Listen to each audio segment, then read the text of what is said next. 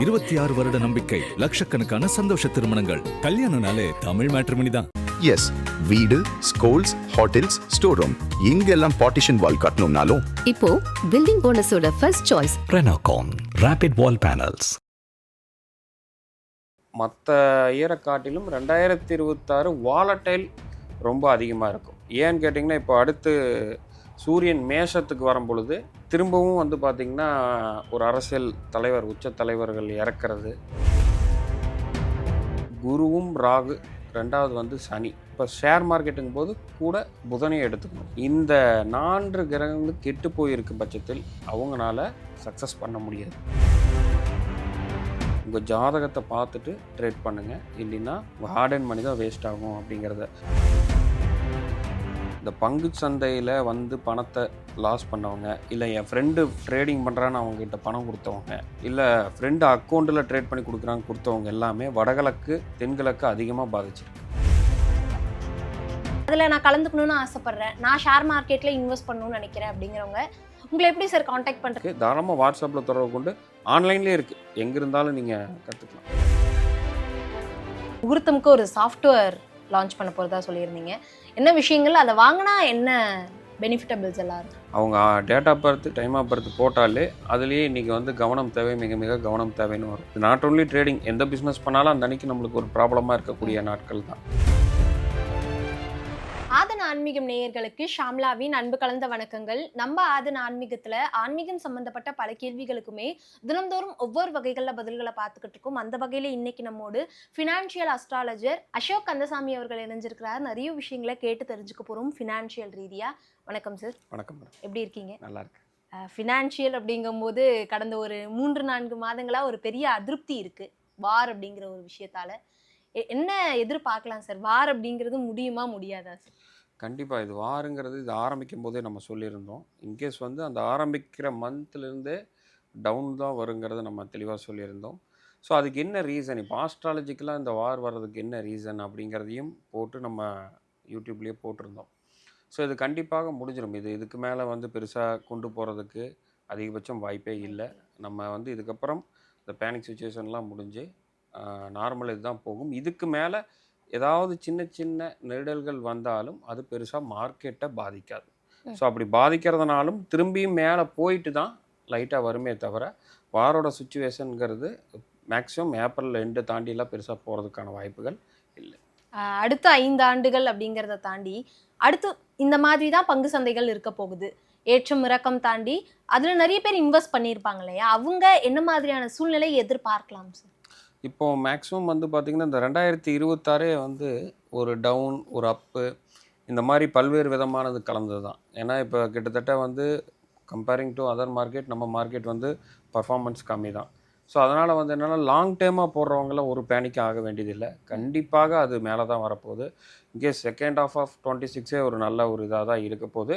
But என்னென்னா மற்ற இயரை காட்டிலும் 2026 வாலட்டைல் ரொம்ப அதிகமாக இருக்கும். ஏன்னு கேட்டிங்கன்னா, இப்போ அடுத்து சூரியன் மேஷத்துக்கு வரும் பொழுது திரும்பவும் வந்து பார்த்திங்கன்னா ஒரு அரசியல் தலைவர், உச்ச தலைவர்கள் இறக்கிறது, இல்லைன்னா அவங்க ஜெயில் போகிற மாதிரியான சுச்சுவேஷன் மறுபடியும் இருக்கும்.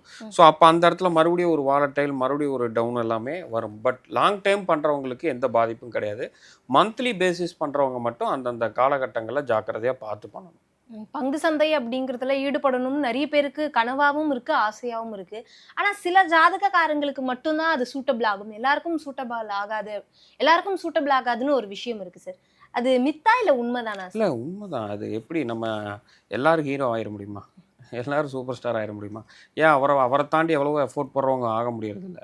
ஸோ நான் நிறையா வாட்டி சொல்லிட்டேன், விராட் கோலி ஒரு நல்ல பேட்ஸ்மேன் தான். ஏன் எல்லா மேட்சையும் 100 அடிக்க முடியறதில்ல?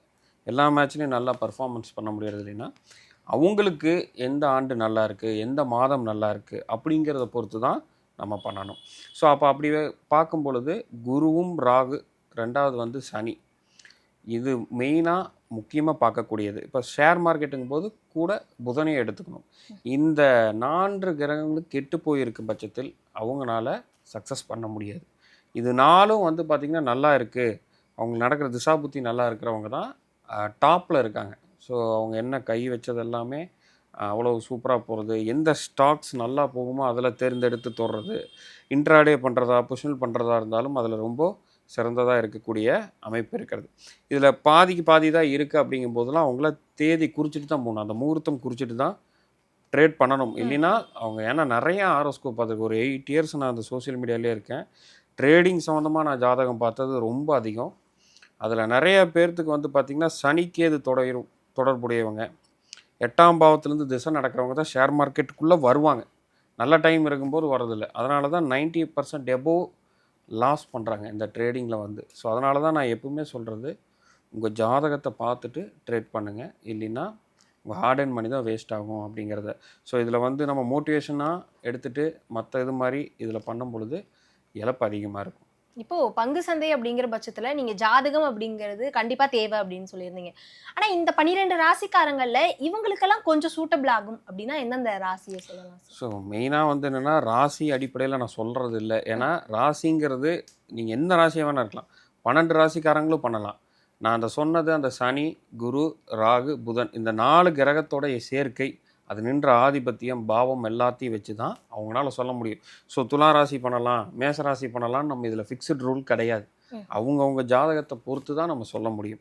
இப்போ நம்ம என்னென்னா இப்போ நடக்கிற இந்த காலகட்டங்கள் இப்போ இருக்கக்கூடியது வந்து பார்த்திங்கன்னா செகண்ட் ஹாஃபில் கடக ராசிக்கு வந்து ஒரு நல்ல அமைப்பு இருக்குது, நல்லா லாபம் எடுக்கிறது. இது வந்து பொது பலன் இந்த மாதிரி நம்ம சொல்லலாம். பெயர்ச்சி ஆகிறத வச்சு கடக ராசிக்கு நல்லா இருக்குது, மகரத்துக்கு நல்லா இருக்குது, மீனத்துக்கு ஓரளவுக்கு பாசிட்டிவாக இருக்கும் இந்த செகண்ட் ஹாஃப் ஆஃப் 26 அப்படிங்கிறத. பட் அவங்க இன்சைடு ஜாதகம் என்ன நடக்குது, இப்போ அவங்களுக்கு வந்து அஷ்டமத்துலேருந்து திசை நடக்குது, பாதகாதிபதியோட திசை நடக்குது, சனிக்கேதோடைய சேர்க்கையிலேருந்து திசை நடக்குது, இல்லை புத்தி நடக்குது. இப்போ இந்த குரு வந்துச்சுன்னா லாஸை கொஞ்சம் குறைக்குமே தவிர இவங்க பெரிய பணம் எடுக்க மாட்டாங்க. அப்போ நம்ம இங்கே ராசி பலன் சொல்லும் பொழுது தப்பாக போயிடும். ஸோ அதனால தான் அவங்க ஜாதகத்தை குறிப்பிட்டு நம்ம வந்து இப்போ நான் உதாரணத்துக்கு சொல்லணும்னா 120 கிலோமீட்டர் ஸ்பீடில் நீங்கள் காரை ட்ராவல் பண்ணுறீங்க, இது போகுங்கிறக்காக எல்லா ரோட்லேயும் நம்ம போக முடியாது.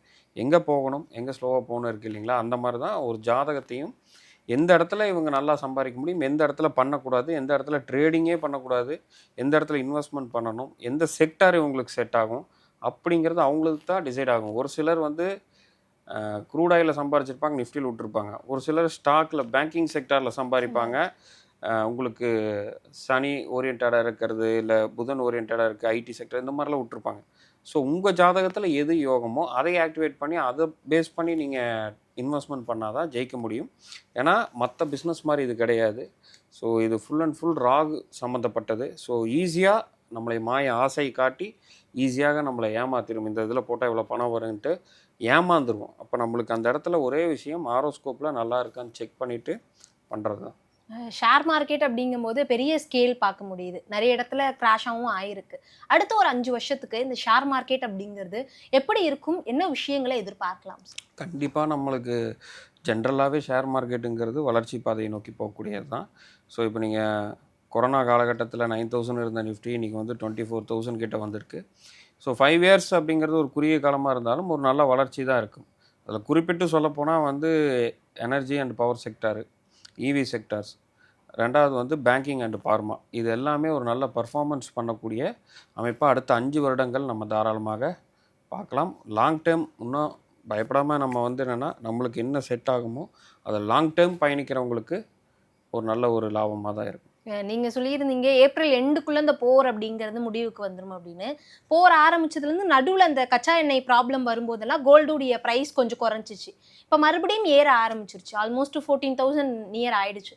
எவ்வளோ வரும் சார்? ஏன்னா இப்போ போர் முடிஞ்சிருச்சு அப்படிங்கிற பட்சத்தில் கச்சா எண்ணெயாக இருக்கட்டும், கேஸ், அந்த மாதிரியான விஷயங்கள் தட்டுப்பாடு குறைஞ்சிரும். அப்போது அந்த கோல்டுடைய ப்ரைஸ், வெள்ளியோட ப்ரைஸ் எல்லாம் எவ்வளோ ஏறும், என்ன எதிர்பார்க்கலாம்? இப்போ நீங்கள் போர் நிறுத்தம் ஏப்ரல் எண்டுன்னு சொன்னதுக்கு அதில் மட்டும் ஒரு வார்த்தை சொல்லிடுறேன். ஆக்சுவலாக ஏப்ரல் 7 ஆர் 11, 14 இந்த 3 டேட்டில் சீஸ்ஃபயர் அனௌன்ஸ் பண்ணுவாங்கன்னு நம்ம சொல்லியிருந்தோம். ஏப்ரல் எண்டு கூட கிடையாது. அதே மாதிரி வந்து பார்த்திங்கன்னா 8 அன்னைக்கு அவங்க சீஸ்ஃபயர் அனௌன்ஸ் பண்ணி ஒரு இப்போ 2 வீக்ஸ் வரைக்கும் நிறுத்துறேன்னு சொல்லியிருக்காங்க.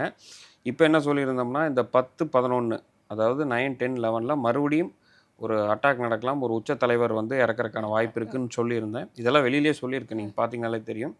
கரெக்டாக இஸ்ரேல் அட்டாக்கில் லெபனானுடைய உச்ச தலைவர் மறுபடியும் அவங்க வந்து இறந்துருக்காங்க.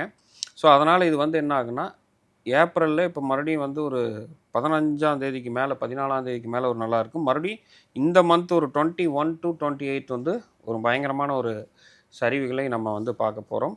கோல்டு சில்வர் வந்து பார்த்திங்கன்னா ஒரு வாலட்டைலான ஒரு விஷயந்தான்.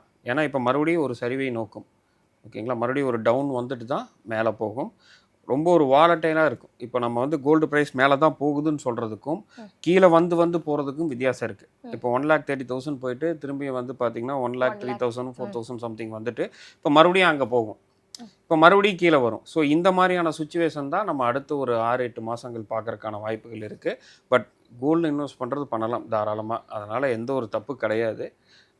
மார்க்கெட்டை பொறுத்த வரைக்கும் மட்டும் அந்த செகண்ட் ஆஃப் வரைக்கும் கொஞ்சம் ஜாக்கிரதையாக இருக்கும்.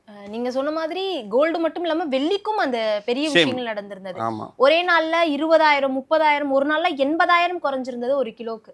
அவ்வளோ பெரிய மாற்றங்களை தாண்டி ஒரு 100 ரூபாய் 110 ரூபாய் இருந்தது, இப்போ 210 ரூபாய் ஆயிடுச்சு. ஆமாங்க. அதை விட குறையுமா இல்லை அதை விட ஏறுமா? இல்லை, குறையிறது வந்து இதுக்கு மேலே வந்து பெரிய அளவில் குறையாது, ஏறி தான் இறக்கும். இப்போ நான் சொல்கிறது உங்களுக்கு கரெக்டாக புரிஞ்சுக்கங்க. ஏன்னா வாலட்டைல்னால் நிறைய பேர்த்துக்கு புரியாது, ட்ரேடிங் இன்வெஸ்ட்மெண்ட் இல்லாதவங்களுக்கு. இப்போ 1,00,000 இன்றைக்கி ரேட் எவ்வளோன்னு தெரியல எக்ஸாக்டாக.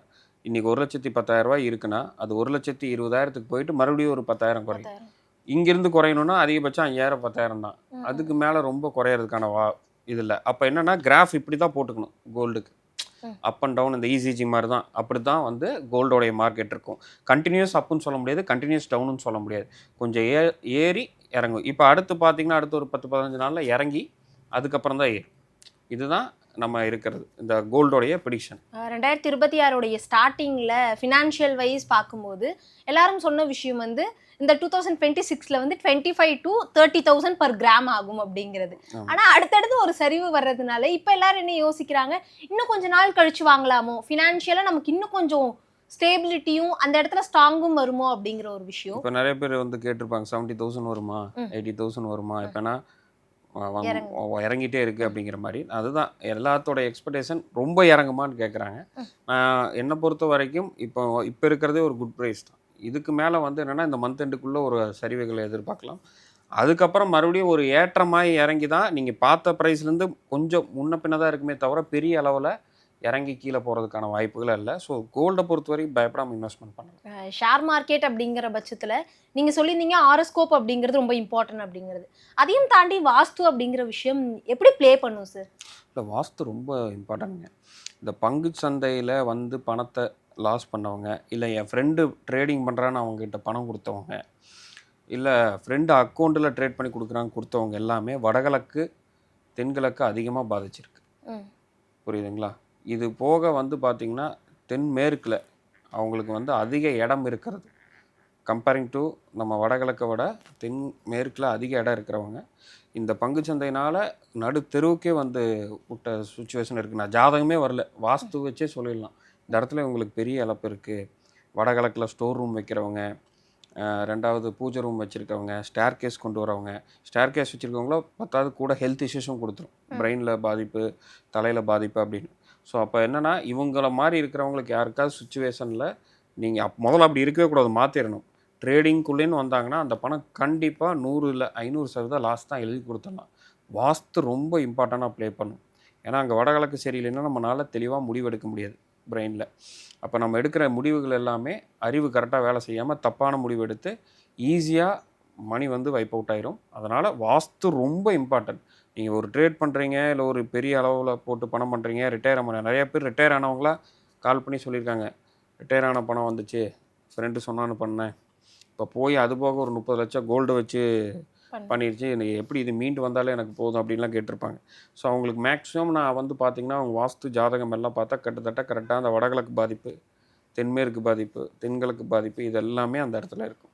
ஸோ அந்த ஃபேக் ஹோப்பில் வந்து நம்மளும் கோடீஸ்வரர் ஆயிடுவோம், அந்த மாதிரி தப்பான இதில் ஆசையை வந்து அவங்களுக்கு நிறைய எக்ஸ்பெக்டேஷனை வச்சு லாஸ் ஆகிறது நிறையா இருக்குது. ஸோ ஹாரோஸ்கோப் வாஸ்து ரொம்ப முக்கியம். அது இல்லாமல் எப்படி மற்ற பிஸ்னஸ்க்கு நம்ம சந்தோஷமான வாழ்க்கையை வாழ்கிறதுக்கு, நோய் இல்லாமல் வாழ்க்கை வாழ்கிறதுக்கு எல்லாமே வாஸ்து நம்ம பண்ணுறோமோ இதுக்கு ரொம்ப ரொம்ப இம்பார்ட்டன்ட். நீங்கள் தொடர்ந்து கிளாஸஸ் எடுத்துகிட்டு இருக்கீங்க ஷேர் மார்க்கெட்டில் எப்படி இன்வெஸ்ட் பண்ணணும், அதுக்கும் அந்த ஜாதகத்துக்கும் ரிலேட்டபிளாக. அதில் நான் கலந்துக்கணும்னு ஆசைப்பட்றேன், நான் ஷேர் மார்க்கெட்டில் இன்வெஸ்ட் பண்ணணும்னு நினைக்கிறேன் அப்படிங்கிறவங்க உங்களை எப்படி சார் காண்டாக்ட் பண்ணுறது, அந்த டீட்டெயில்ஸ் பற்றி? இல்லை, நார்மல் நம்ம வாட்ஸ்அப் நம்பர் இப்போ நம்ம கொடுக்குறது நீங்கள் டிஸ்கிரிப்ஷனில் போடுறது அதுலேயே காண்டாக்ட் பண்ணலாம். இப்போ நாங்கள் வந்து கோயம்புத்தூர், சென்னையிலையும் கிளாஸ் எடுப்போம். ரெண்டாவது வந்து பார்த்திங்கன்னா நான் பெங்களூர்லேயும் கிளாஸ் எடுத்திருக்கேன். So both Tamil and English எல்லாம் 2 லாங்குவேஜ்லேயும். இதில் நிறைய பேர் சந்தேகம் கேட்பாங்க, இதுக்கு நான் முன்னாடி ஆஸ்ட்ராலஜி படிச்சிருக்கணுமா அப்படின்லாம். அதெல்லாம் தேவையில்லை. நிறையா கிளாஸஸ் நம்ம எடுத்திருக்கோம். பிரசனம் வகுப்பு எடுத்திருக்கோம். இந்த பங்குச்சந்தையில் எப்படி ப்ரிடிக்ட் பண்ணுறது, நிஃப்டியோடைய மார்க்கெட் எப்படி இருக்கும், அடுத்த வருஷம் எப்படி இருக்கும், அடுத்த நாள் எப்படி இருக்கும் அப்படிங்கிறது எல்லாமே நம்ம வந்து எடுத்திருக்கோம். ஸோ அது போயிட்டே தான் இருக்குது. தாராளமாக வாட்ஸ்அப்பில் தொடர்பு கொண்டு ஆன்லைன்லேயே இருக்குது, எங்கே இருந்தாலும் நீங்கள் கற்றுக்கலாம். நீங்கள் இவ்வளோ நாளாக கிளாஸஸ் எடுத்துகிட்டு இருக்கீங்க, ப்ளஸ் ஃபினான்ஷியல் அஸ்ட்ராலஜராகவும் இருக்கீங்க. என்கிட்ட வந்த கிளைண்ட்டாக இருக்கட்டும், இல்லை கிளாஸ்க்கு வந்த ஸ்டூடெண்ட்டாக இருக்கட்டும், இந்த ஒரு விஷயத்த கேட்டாங்க, இப்படி இருக்க ஒன்றுன்னு எனக்கு அப்போ தான் தோணுச்சு, இதுவும் ஒரு விஷயம், இதையும் கற்றுக்கணும் மக்கள்னு உங்களுக்கு ஒரு இடத்துல தோணி இருக்கும்ல சார்? எனக்கு வந்து என்னென்னா, எல்லாருமே கற்றுக்க ஆசைப்பட்றாங்க. அந்த முகூர்த்தங்கிறத ஒரு விஷயத்த வந்து உள்ள வாங்கிக்கிறதுக்கு லேட் ஆகுதா, இல்லை இப்போ நல்லா வந்து ஒரு 10 ஸ்டூடெண்ட் வராங்கன்னா 2 பேர் கப்புன்னு பிடிச்சிக்குவாங்க நம்ம சொல்கிறத. இப்போ நம்ம சொல்லித்தரதை டிசிப்ளினாக ஃபாலோ பண்ணாலே போதும். இன்றைக்கி உனக்கு லாஸ்னால் இன்றைக்கி எடுத்து பார்க்காதீங்க, அது அப்படி தான் பண்ணும். ஏன்னா டேபிளில் 9:15 3:30 மணி வரைக்கும் உட்காருங்க, பை செல் 2 அழுத்து தான், இது மூட்டை தூக்குற வேலை இல்லை. அது நம்மளை அப்படி தான் வந்து ட்ரிகர் பண்ணும். அந்த டிசிப்ளின் இல்லைன்னா இந்த இதில் எந்த ஃபீல்ட்னாலும் நம்ம தோற்று தான் போவோம். இப்போ அவங்க முகூர்த்தத்தை தான் அவங்க மிஸ் பண்ணிடுவாங்க. இப்போ முகூர்த்தத்தை பார்த்துட்டு அதுக்கப்புறம் ப்ரிடிக்ஷன், இன்றைக்கி எனக்கு ப்ராஃபிட் வரும்னு ஃபஸ்ட்டு தெரிஞ்சுட்டு அதுக்கப்புறம் இன்றைக்கி நிஃப்டி மார்க்கெட் என்ன, பேங்க் நிஃப்டி என்ன, சென்செக்ஸ் என்ன, இந்த மாதிரி போனாங்கனால் அவங்க வந்து சக்ஸஸ் பண்ணிடுறாங்க. எடுத்தோன்னே நான் டெய்லியும் பண்ணணும், 9:15 to 3:30 மணி வரைக்கும் டெய்லியும் பண்ணணும்னு நினைக்கிறவங்க எல்லாமே லாஸ் பர்சன்டேஜ் ரொம்ப அதிகமாக இருக்குது. அவங்க வந்து என்னென்னா கற்றுக்கிட்டாலும் அதை கரெக்டாக ப்ராப்பராக டிசிப்ளினாக பண்ணுறது இல்லை. அதனால் நான் சொல்லக்கூடியது, முகூர்த்தம் ரொம்ப முக்கியம். அது இல்லாத பட்சத்தில் அவங்க அதுக்கடுத்து சக்ஸஸ் பண்ணி கொண்டு போகிறது ரொம்ப முக்கியம். முகூர்த்தம்னோடனே இவங்க நிறைய பேர் கன்ஃபியூஸ் ஆகிப்பாங்க. முகூர்த்தங்கிறது ஒன்றுமே இல்லை, இன்றைக்கி உங்களுக்கு ப்ராஃபிட்டாக லாஸா அப்படின்னு உங்கள் ஆரோஸ்கோப் வச்சே பார்க்குறது தான். அதை தான் நான் முகூர்த்தம் சொல்லிட்டு. சார், நீங்கள் முகூர்த்தம் அப்படின்னு சொன்னோன்னே தான் ஞாபகம் வருது, முகூர்த்தமுக்கு ஒரு சாஃப்ட்வேர் லான்ச் பண்ண போகிறதா சொல்லியிருந்தீங்க. என்ன விஷயங்கள், அதை வாங்கினா என்ன பெனிஃபிட்டபிள்ஸ் எல்லாம் இருக்கும் சார்? இல்லை, அது நம்ம லான்ச் பண்ணி 2 இயர்ஸ்க்கு மேலே ஆயிடுச்சு. ஓகே. இப்போ அது வந்து என்னென்னா, இப்போ நான் சொன்னது தான், இப்போ இவ்வளோ நேரம் நம்ம பேசிகிட்டு இருந்தோம் இல்லைங்களா, அவங்க date of birth, time of birth போட்டாலே அதுலேயே இன்றைக்கி வந்து கவனம் தேவை, மிக மிக கவனம் தேவைன்னு வரும். அதுலேயே வந்து அவங்க பார்த்துட்டு நல்லா இருக்குனாலும் நல்லா அப்போ கவனம் தேவை, மிக மிக கவனம் தேவை வர அன்றைக்கி அவாய்ட் பண்ணிக்கணும். இந்த இன்ட்ராடே ட்ரேடிங் பண்ணுறவங்க, இது நாட் ஓன்லி ட்ரேடிங், எந்த பிஸ்னஸ் பண்ணாலும் அந்த அன்றைக்கி நம்மளுக்கு ஒரு ப்ராப்ளமாக இருக்கக்கூடிய நாட்கள் தான். ஸோ அதை பண்ணும் பொழுது அதில் இன்னும் உங்களுக்கு கொஞ்சம் ஈஸியாக இருக்குது. ஒவ்வொரு டைம் ஆஸ்ட்ராலஜரை போய் பார்க்கணும், இல்லை ஒவ்வொரு மாதத்துக்கு டேட் வாங்கணும், இந்த மாதிரிலாம் இல்லாமல் உங்களோட விஷயத்தை நீங்களே தாராளமாக பார்த்துக்க முடியும். அதில் கண்டிப்பாக நீங்கள் சொன்ன விஷயம் புதுசாக இருந்தது. யாரெல்லாம் வந்து ட்ரேடிங் அப்படிங்கிறது ஒரு பெரிய விஷயம், அதில் நம்மளோட காசை வந்து கொஞ்சமாக இல்லாமல் நிறைய ஸ்பெண்ட் பண்ணுறவங்களுக்கு இந்த விஷயம் கண்டிப்பாக ஒரு பயனுள்ளதாக இருக்கும்னு நினைக்கிறேன். நிறைய விஷயங்களை சொல்லியிருந்தீங்க சார், மிக்க நன்றி. நன்றி.